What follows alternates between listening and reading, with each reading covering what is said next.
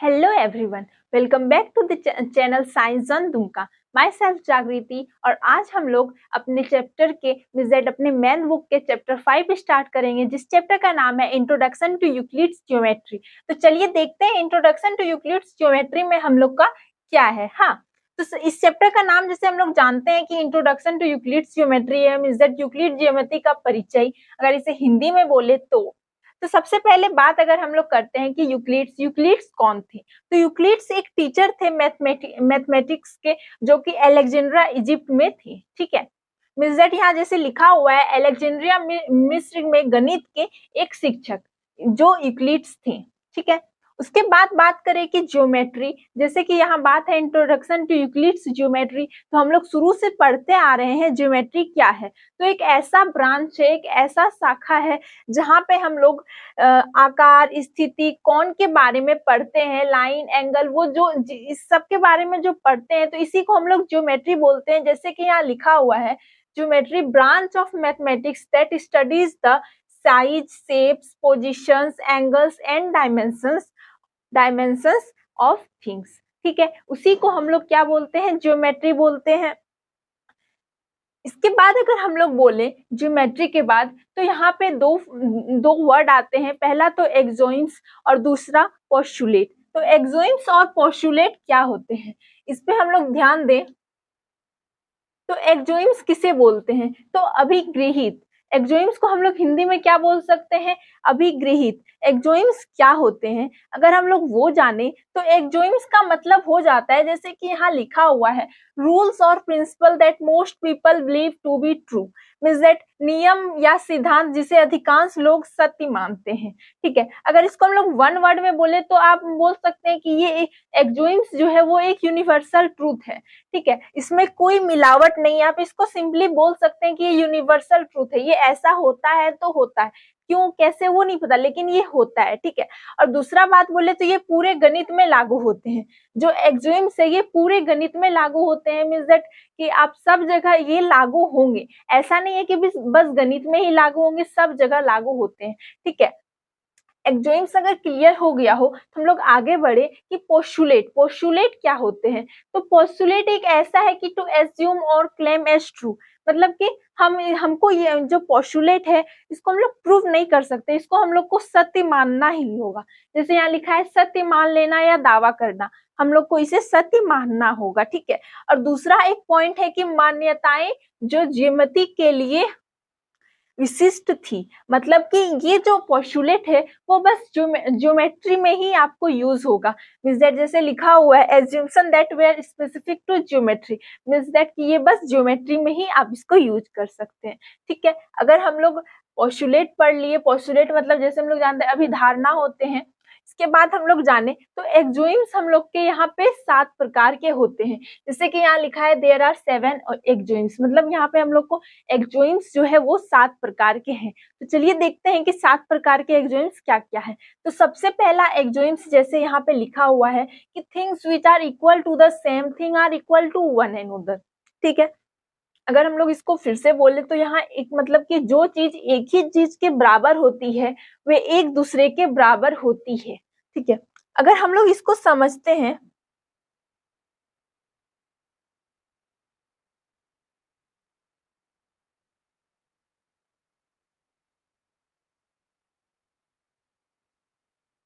हम लोग इसको समझ सकते हैं, कैसे समझ सकते हैं, यहाँ जैसे कि बोला है कि things which are equal to the same things. तो सबसे पहले आप लोग मान लीजिए जैसे कि आप लोग बोल सकते हैं कि यहाँ a is equal to B दिया है। ठीक है, a is equal to B है और जो b इज इक्वल टू है वो c है। ठीक है, जब a is equal to B है और b is equal to c है, तो हम लोग कह सकते हैं कि a is equal to c होगा। ठीक है, यहाँ पे इस पॉइंट में, पहला पॉइंट में हम लोग को यही बोला गया है कि जो थिंग्स मतलब थिंग्स विच आर जो इक्वल होते हैं वो दूसरे थिंग के भी बराबर ही होंगे। तो वो कैसे होंगे वो हम लोग देख रहे हैं। ठीक है, जैसे कि हम बात किए कि a is equal to B है। ठीक है, यहाँ पे हम लोग बोल रहे हैं कि जो a है वो b के बराबर है और जो b है वो c के बराबर है, तो हम लोग ऑफकोर्स कह सकते हैं कि a is equal to c होगा। अब ये कैसे कह सकते हैं, फिर से हम लोग एक एग्जाम्पल लेते हैं। मान लीजिए कि आपके पास a का वैल्यू आप 5 लेते हैं। ठीक है, कितना लेते हैं ए का वैल्यू ऑफ 5 लेते हैं, ठीक है। ए का जब वैल्यू 5 लेते हैं और यहाँ बात किया है कि ए इज इक्वल टू बी है, क्या है, ए इज इक्वल टू बी है, मतलब कि जो b का वैल्यू है वो भी तो 5 ही होगा, क्योंकि जब a is equal to B है और a का वैल्यू 5 है तो b का वैल्यू भी तो आपके पास 5 ही होगा। जब b का वैल्यू 5 है तो c का वैल्यू भी 5 होगा, क्योंकि b तो c के बराबर है। जब b c के बराबर है तो c का वैल्यू भी हम लोग के पास क्या निकला, 5 निकला। जब a का वैल्यू 5 है, b का वैल्यू 5 है, c का वैल्यू 5 है, तो हम लोग इससे कह सकते हैं कि a is equal to c होगा। क्यों? क्योंकि a का वैल्यू भी 5 है और जो हम लोग का c है, c का वैल्यू भी क्या है, 5 है। तो बस यहाँ पे यही बहुत सिंपल से थिंग है, आप लोग इसको पढ़ के भी आराम से समझ सकते हैं कि इसमें आखिर क्या बोला गया है। लेकिन फिर भी एक बार अच्छे से क्लियर हम कर देते हैं कि आप ये समझ गए होंगे कि a is equal to B है, b is equal to C है, तो हम लोग आराम से बोल सकते हैं a is equal to C है, ठीक है। ये क्लियर है। बढ़ते हैं हम लोग नेक्स्ट पॉइंट की ओर। तो दूसरा नेक्स्ट पॉइंट है हम लोग का, if equals are added to equals the wholes are equal. Means that अगर इक्वल चीज में आप इक्वल चीज मिला देंगे तो आपका जो होल होगा, मींस दैट पूरा होगा, वो इक्वल होगा। वो कैसे? जैसे कि लिखा है, यदि बराबर में ही बराबर जोड़ दिया जाए तो पूर्ण बराबर होते हैं, ठीक है। कैसे? तो मान लीजिए आप स्कूल गए हैं और आप स्कूल में आप 4 पेन लेके गए हैं। कितना पेन? 4 पेन लेके गए हैं, ठीक है। आप जब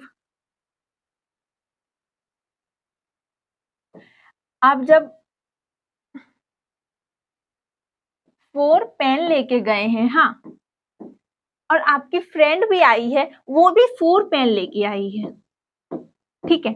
4 पेन लेके आई है, दोनों आपके पास भी 4 पेन है, आपकी फ्रेंड के पास भी 4 पेन है, दोनों के पास तो बराबर है। यहाँ क्या बोल रहा है? अगर बराबर में ही बराबर मिला देंगे तो इसका जो होल होगा वो बराबर होगा। तो कैसे?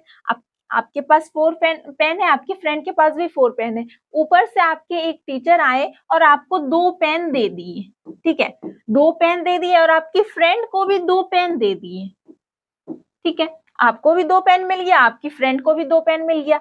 जब दोनों को 2 पेन मिल गया तो आपके पास भी टोटल 6 पेन हो गए और आपकी फ्रेंड के पास भी टोटल 6 पेन हो गए। दोनों के पास तो टोटल 6 पेन हो गए। तो यहाँ पे क्या बोल रहा है? अगर इक्वल्स में ही हम लोग इक्वल्स मिलाएंगे तो इसका होल्स इक्वल होगा। मतलब कि आप लोग दोनों फ्रेंड के पास तो बराबर ही थे पेन, फिर मिला तो फिर से ही बराबर हो गया। तो यहाँ क्या बोले? Wholes are equal. तो होल तो आप लोग के पास फिर से बराबर हो गया। तो यहाँ पे बस ये बात बोल रहा था। तो ये भी क्लियर हो गया आप लोग को। बढ़ते हैं नेक्स्ट पॉइंट की ओर। तो नेक्स्ट पॉइंट क्या है कि if equals are subtracted from equals the remainders are equals. Just like that question, जो पॉइंट नंबर 2 था वही है। क्या है कि हम लोग इसमें ऐड कर दिए थे, मींस दैट आपको 2 पेन आपके टीचर दे दिए थे। मान लीजिए इसी में आपके टीचर 2 पेन आपसे ले लिए, आपके पास तो 4 पेन थे ही टोटल, आपके पास 4 पेन तो थे ही, ठीक है। आपके फ्रेंड के पास भी 4 पेन थे।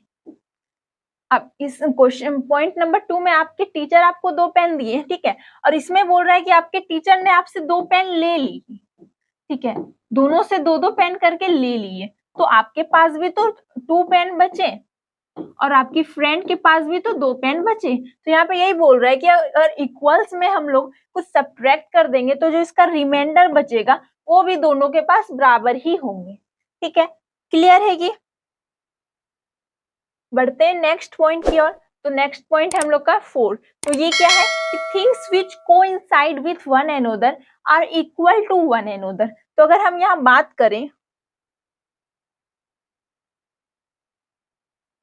जैसे कि यहाँ बोला गया है एक दूसरे के साथ मेल खाने वाली चीजें एक दूसरे के बराबर होती है। तो यहाँ अगर हम बात करें कोइंसाइड का, तो कोइंसाइड क्या होता है? जैसे कि मान लीजिए कि आपके पास एक पॉइंट है ए, ठीक है, और जस्ट ऊपर में ही आपके पास एक पॉइंट है बी, ठीक है। तो यहाँ पे कोइंसाइड क्या होता है कि जस्ट ऊपर में ही है पॉइंट, ठीक है। तो जस्ट ऊपर में जो पॉइंट है ये तो कोइंसाइड कर रहा है। ए पॉइंट ए और पॉइंट बी दोनों तो कोइंसाइड कर रहा है, दोनों अलग अलग पॉइंट है, लेकिन है तो एक ही जगह, मतलब सेट कोइंसाइड कर रहा है, मेल खा रहा है एक दूसरे से। अगर आप दूसरा चीज लेते, मान लेते हैं कि आपके पास एक लाइन है ए और बी, ठीक है, एक लाइन है ए और बी जो 5 सेंटीमीटर का है, ठीक है, और आपके पास उसी प्रकार से दूसरा लाइन है जस्ट इसके ऊपर में, जस्ट इसके ऊपर में एक लाइन है आपके पास सी और डी, ठीक है, तो हम क्या बोले, जस्ट इसके ऊपर में ही है सी और डी। जब ए बी 5 सेंटीमीटर है और जस्ट ऊपर में सी और डी है, तो ये भी तो आपका 5 सेंटीमीटर ही होगा। तो ये दोनों लाइन को हम लोग क्या बोल सकते हैं कि ये दोनों आपका कोइंसाइड है, ठीक है, क्या बोल सकते हैं कि ये दोनों आपका कोइंसाइड है। तो यहाँ पे बात वही बोल रहा है कि things which coincide with one another are equal to one another. जैसे कि हम यहाँ बात किए, आपके पास एक लाइन है ए और बी, ठीक है, जो कि है 5 सेंटीमीटर का, जैसे हम लोग अभी यहाँ बात किए, ठीक है, और दूसरा लाइन इसी से होके एक गुजरता है सी और डी, वो भी है 5, वो भी तो होगा 5 सेंटीमीटर का। तो यहाँ यही बोल रहा है, अगर कोई लाइन एक मतलब कोई लाइन अगर एक दूसरे को कोइंसाइड करता है तो ये दोनों बराबर होंगे, तो ही तो कोइंसाइड कर रहा है, अगर बराबर नहीं होंगे तो कोइंसाइड तो नहीं करेगा। तो यहाँ यही बोल रहा है, अगर कोइंसाइड है तो ये दोनों बराबर होंगे, ठीक है। पॉइंट 4 भी क्लियर हो गया हम लोग का। तो पॉइंट 5 देखते हैं। तो पॉइंट 5 है, the whole is greater than the part, means that संपूर्ण भाग से बड़ा है। तो इसका मतलब क्या है, पढ़ के आराम से बोल सकते हैं, मतलब समझ सकते हैं कि यहाँ क्या है, the whole is greater than the part, मतलब एक पूरा चीज, एक कोई भी पूरा चीज इसके एक छोटे से भाग से हमेशा बड़ा होता है। मान के चलिए कि आपके पास एक सर्किल है, ठीक है, क्या है, आपके पास एक सर्किल है, ठीक है। अगर आप इसका इतना छोटा सा पार्ट लेते हैं, ये तो हमेशा छोटा ही रहेगा इस सर्किल से, ठीक है। अब मान के चलिए इतना बड़ा सर्किल है, आप इसमें से इतना बड़ा पार्ट ले लेते हैं, कितना बड़ा, इतना बड़ा पार्ट ले लेते हैं इस सर्किल का, तो तब पर भी तो ये सर्किल हमेशा बड़ा ही रहेगा इतना बड़ा पार्ट से। ये तो आप बोल सकते, क्योंकि ये पूरा एक सर्किल हमेशा बड़ा है, कोई भी कितना भी बड़ा आप पार्ट लीजिए, ले लीजिए, वो हमेशा बड़ा होगा। जैसे कि आप इसी में एक देख सकते हैं, अगर हम ये वाला पार्ट लेते हैं, ये तो हमेशा छोटा ही होगा ये पूरे सर्किल से। तो बस यहाँ पे यही बोल रहा है कि the whole is always greater than the part, मतलब हमेशा कोई भी बड़ा सा चीज हमेशा इस छोटे से पार्ट के छोटा ही रहेगा, ठीक है। क्लियर है ये वाला भी। तो बढ़ते हैं हम लोग छठे पॉइंट में। तो छठा पॉइंट हम लोग का क्या है, तो छठा पॉइंट है हम लोग का, things which are double of the same things are equal to one another, मतलब कि जो वस्तु एक ही वस्तु की दुगनी होती है वे एक दूसरे के बराबर होती है, ठीक है। तो चलिए इसको एग्जांपल से हम लोग समझते हैं। मान लीजिए यहाँ दुगनी का बात कर रहा है, मान लीजिए 2a है आपके पास, दुगनी चीज का बात कर रहा है, तो 2a is equal to x है, ठीक है, और 2a is equal to y भी है, ठीक है। पहला तो 2a is equal to x है आपके पास और 2a is equal to y है, तब आप इस तो बोल सकते हैं कि x is equal to y होंगी, ठीक है। कैसे, तो आप मान 2a is equal to x और 2a is equal to y है, मान लीजिए हम लोग इसको नंबर में लेके देखते हैं, ठीक है। यहाँ क्या है, आप a का वैल्यू 4 लेते हैं, ठीक है, x, तो 4 2 जा क्या हो जाएगा, तो इससे आपका x का वैल्यू कितना निकल गया, 8 निकल गया। अब उसी प्रकार आप a का वैल्यू आपके पास 4 है इज इक्वल टू y है, तो 4 2 जा 8 इक्वल टू y, तो y का वैल्यू भी तो 8 हुआ। जब x का वैल्यू 8 हुआ, y का वैल्यू 8 हुआ, तब तो इससे बोल सकते हैं कि x is equal to y होगी, ठीक है। तो बस यहाँ पे भी इतना ही बोल रहा है। तो चलिए ये भी हम लोग का क्लियर होता है। बढ़ते हैं हम लोग नेक्स्ट की ओर। तो नेक्स्ट में हम लोग, जैसे कि हम लोग 6 पॉइंट में पढ़े थे डबल, अब इसमें है हम लोग का हाफ, मतलब कि थिंग्स विच आर हाफ, जो थिंग हाफ होते हैं ऑफ द सेम थिंग का are equal to one another. जैसे कि यहाँ हिंदी में लिखा है जो वस्तुएं एक ही वस्तु के आधी होती है वे एक दूसरे के बराबर होती है। तो हम लोग जैसे पढ़े थे हाफ डबल का, इसी प्रकार हम लोग को यहाँ पे पढ़ना है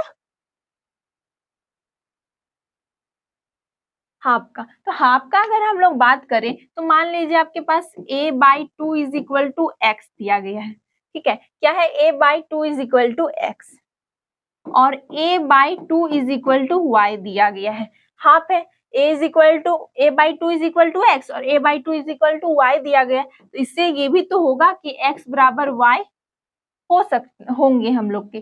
तो x बराबर वाई कैसे होंगे वो एग्जांपल देखते हैं हम लोग। तो मान लीजिए a का वैल्यू आपके पास 8 है और यहाँ हाफ दिया ही गया है इज इक्वल टू एक्स, तो ये कितना हो जाएंगे, तो x का वैल्यू हम लोग का क्या निकल गया 4।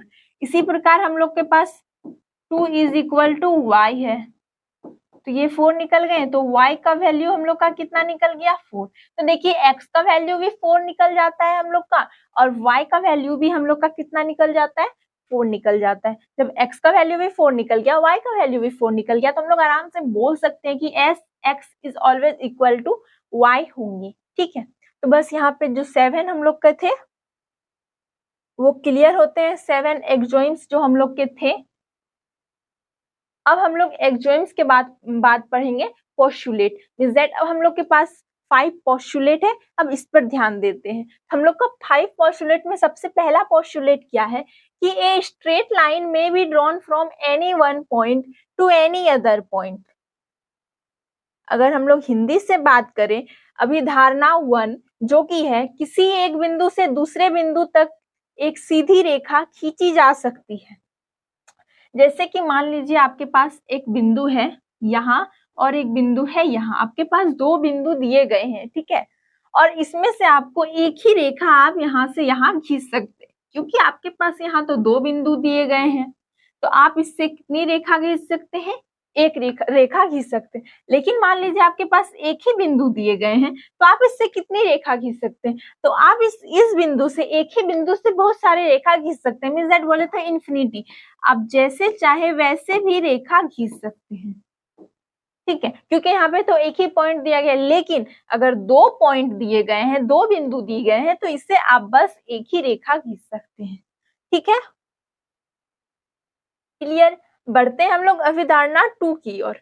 तो यहाँ अभिधारणा 2 है कि a terminated line can be produced indefinitely, means that एक समाप्त रेखा को अनिश्चित काल तक बनाया जा सकता है। तो इसका मतलब क्या हो जाता है कि आपके पास मान लीजिए एक लाइन है और एक टर्मिनेटेड लाइन है, मतलब ठीक है, तो आप इसको कितना भी दूर तक खींच सकते हैं, मींस दैट बोले तो इन्फिनिटी। आप मींस दैट इसका कोई रुकावट नहीं है कि बस आप यहीं तक खींच सकते हैं या यहीं तक खींच सकते हैं। बोले तो इसको आप इन्फिनिटली जहां तक भी चाहे वहां तक खींच सकते हैं एक टर्मिनेटेड लाइन को, ठीक है। अब question number means that postulate 3 है हम लोग का कि a circle can be drawn with any centre and any radius, means that यहाँ बोल रहा है किसी भी केंद्र और किसी भी त्रिज्या के साथ एक वृत्त खींचा जा सकता है। तो किसी भी सेंटर, मींस दैट हम एक सेंटर, हम लोग किसी भी सेंटर और किसी भी रेडियस से एक सर्किल खींच सकते हैं। जैसे कि मान लीजिए एक सेंटर यहाँ है और आप यहाँ से एक सर्किल खींचे हैं, ठीक है, तो इसका रेडियस यहाँ होगा, ठीक है। मान लीजिए एक सेंटर यहाँ है और फिर आप यहाँ से एक सर्किल खींचे, तो इसका रेडियस यहाँ होगा। मींस दैट आप किसी भी सेंटर से और कितने भी साइज का रेडियस लेके, मींस दैट कितना भी लंबाई लेंथ लेके आप एक सर्किल खींच सकते हैं। यहाँ पे यहीं पे बोला गया है, ठीक है। तो आपको यहाँ पे ऐसा नहीं है कि हम बस यहीं से ही सेंटर लेके एक सर्किल खींच सकते हैं, कहीं से भी, यहाँ से कहीं से भी, ठीक है। इसमें बस इतना ही था। तो चलिए नेक्स्ट बढ़ते हैं। ये क्लियर होने के बाद तो हम लोग का 4 नंबर में है कि ऑल राइट एंगल्स आर, क्या है कि all right angles are equal to one another, means that जितने भी राइट एंगल है वो हमेशा इक्वल होते हैं वन अनदर के। अगर हम बात करें राइट एंगल्स का, तो ये क्या हो जाएगा, मान ये हम लोग का क्या है, एक राइट एंगल से, मींस दैट 90 डिग्री है, ठीक है। अगर ये 90 डिग्री है, अगर हम ऐसे खींचेंगे ये भी तो हम लोग का 90 डिग्री ही होगा। ऐसा तो नहीं है कि ये ऐसे है ये ऐसे है तो ये 90 नहीं होगा, ये 80 डिग्री ही होगा, ऐसा तो नहीं है। हम लोग को 90 डिग्री हम लोग को पता है कि ये ऐसे जो रहता है वो 90 डिग्री। मान लीजिए हम लोग अगर ऐसे खींचे तो ये भी तो हम लोग का 90 डिग्री ही होगा। कैसे भी आप खींचेंगे तो ये सब हम लोग का 90 डिग्री ही होगा। तो यहाँ यही बोल रहा है कि all right angles are equal to one another, मतलब ये भी 90 डिग्री है ये भी 90 डिग्री है, तो ये दोनों तो बराबर है, ये भी 90 है ये भी 90 है, ये भी तो बराबर है। तो बस यहाँ यही बोल रहा है कि जितने भी राइट एंगल्स होते हैं वो हमेशा एक दूसरे के बराबर होते हैं, ठीक है। बढ़ते हैं हम लोग पांचवा पोस्टुलेट की ओर। अभी तक तो हम लोग जितने भी पोस्टुलेट देखे और एडजॉइंट्स देखे वो सब इजी थे, आराम से समझ गए। ये पांचवा पोस्टुलेट थोड़ा सा डिफिकल्ट है, कुछ खास नहीं है, बस थोड़ा सा ही अगर आप लोग इसे अच्छे से समझेंगे तो आराम से समझ सकते हैं।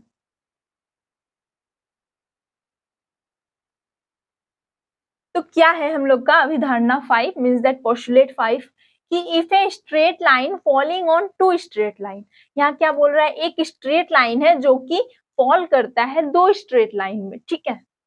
Makes the interior angles on the same side of it taken together less than two right angle, then the two straight lines if produced indefinitely meet on that side on which the sum of angles is less than two right angles, ठीक है। चलिए देखते हैं इसमें क्या बोला गया है। सबसे पहले तो यहाँ बोला गया है कि if a straight line falling on two straight line, ठीक है। तो एक स्ट्रेट लाइन है, एक स्ट्रेट लाइन है जो फॉल करता है दो स्ट्रेट लाइन में, ठीक है।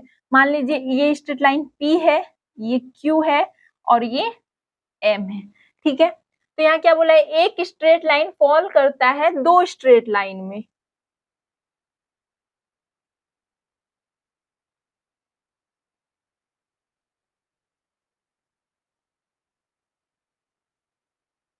ठीक है। तो यहाँ पे यही बोला है कि एक स्ट्रेट लाइन फॉल करता है दो स्ट्रेट लाइन में, तो ये एक स्ट्रेट लाइन हम लोग का फॉल किया दो स्ट्रेट लाइन में, ठीक है। इसके बाद बोला है मेक्स द इंटीरियर एंगल्स, तो मेक्स द इंटीरियर एंगल्स, हम लोग इंटीरियर एंगल्स का बात करें तो इंटीरियर एंगल्स हम लोग किसको बोलते हैं,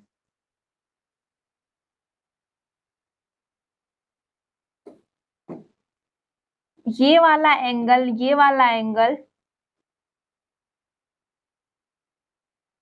जो हम लोग का होता है ये हम लोग का इंटीरियर एंगल्स होता है। हम लोग को पता है कि इंटीरियर एंगल्स, इस एंगल्स को हम लोग क्या बोलते हैं, इंटीरियर एंगल्स बोलते हैं, ठीक है। तो यहाँ यही बोल रहा है makes the interior angles on the same side of it taken together less than two right angles, is that same side. मान लीजिए ये हम लोग का एक साइड है 1 और ये एक साइड है 2, तो यहाँ ये बोल रहा है कि taken together less than two right angles, यहाँ पे थोड़ा सा बढ़ा चढ़ा के बोला है less than two right angles. तो less than two right angles मतलब क्या हो गया, 90 डिग्री, राइट एंगल मतलब 90 डिग्री प्लस 90 डिग्री, क्योंकि यहाँ टू राइट एंगल्स का बात किया है। यहाँ पे 90 डिग्री 90 मींस दैट 180 डिग्री, अगर हम बोले इनडायरेक्टली यहाँ पे 180 डिग्री का बात कर रहा है, ठीक है। तो यहाँ ये बोल रहा है great together less than two right angles, then the two straight line if produced indefinitely meet on that side on which the sum of angles is less than two right angles,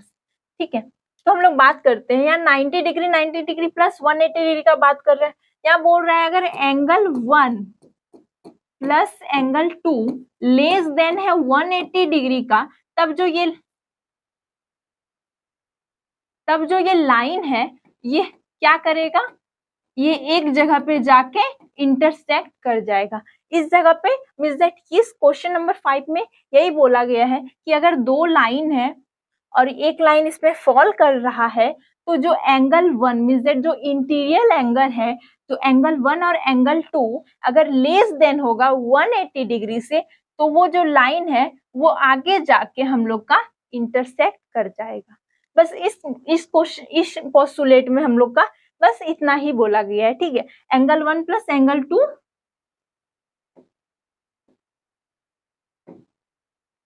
और angle 3 plus angle 4।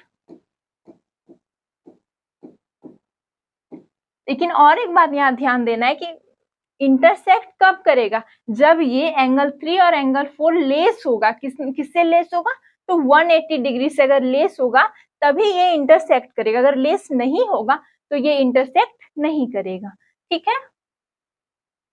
Clear है, तो यहाँ तक हम लोग का clear होता है। एक्सोइम्स और पोस्टुलेट जो था इस चैप्टर में वो हम लोग का क्लियर होता है। तो आज हम लोग का इंट्रोडक्शन वीडियो हो गया। तो आज अब हम लोग नेक्स्ट वीडियो में हम लोग अपना बनाएंगे एक्सरसाइज। तो मिलते हैं हम लोग नेक्स्ट वीडियो में नेक्स्ट एक्सरसाइज के साथ। तब तक के लिए यहीं तक, थैंक यू।